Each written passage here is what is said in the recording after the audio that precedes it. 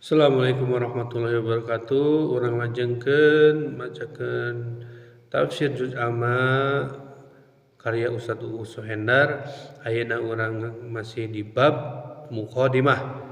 Urang aya dina hanca nu katilu nyaeta ayat jeung surat. Bismillahirrahmanirrahim. Nomor kahiji nyaeta ayat. Ta'rif ayat. Ayat secara harfiah mibanda sababaraha arti diantarana nu kahiji mukjizat seperti dina Quran surat Al-Baqarah ayat 211. Nu kadua alamat atau tanda seperti dina Quran surat Al-Hijr ayat 77, An-Nahl ayat 11, 17, genep 5, genep 7, genep 8, jeung Quran surat Al-Baqarah ayat 248. Nu katilu pienteungeun seperti dina Quran surat Hud ayat 102 dugi ka 103 jeung Al-Furqan ayat 37. Nu kaopat kumpulan bukti atawa dalil seperti dina Quran surat Ar-Rum ayat 22.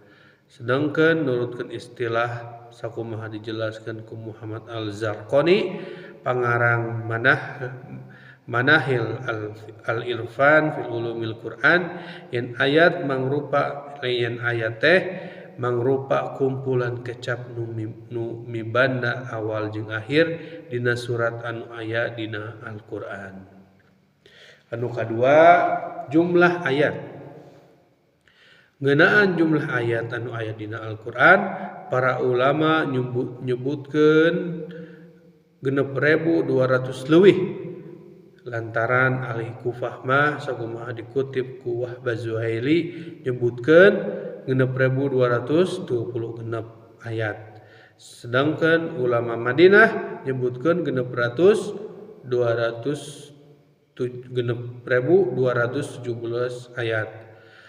Perbedaan pamandegan ngeunaan jumlah ayat numutkeun Al-Zarqani dilantaran perbedaan para sahabat nalika narima Al-Qur'an ti Kanjeng Nabi anu patali jeung waqaf atawa wasol.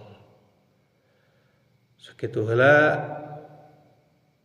urang ngahanca tafsir juz amma karya Ustadz Uus Suhendar dina masih di bab muqaddimah.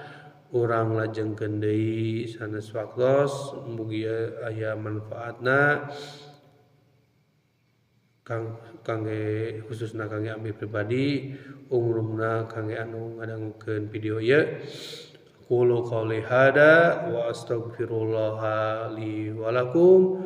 Wassalamualaikum warahmatullahi wabarakatuh.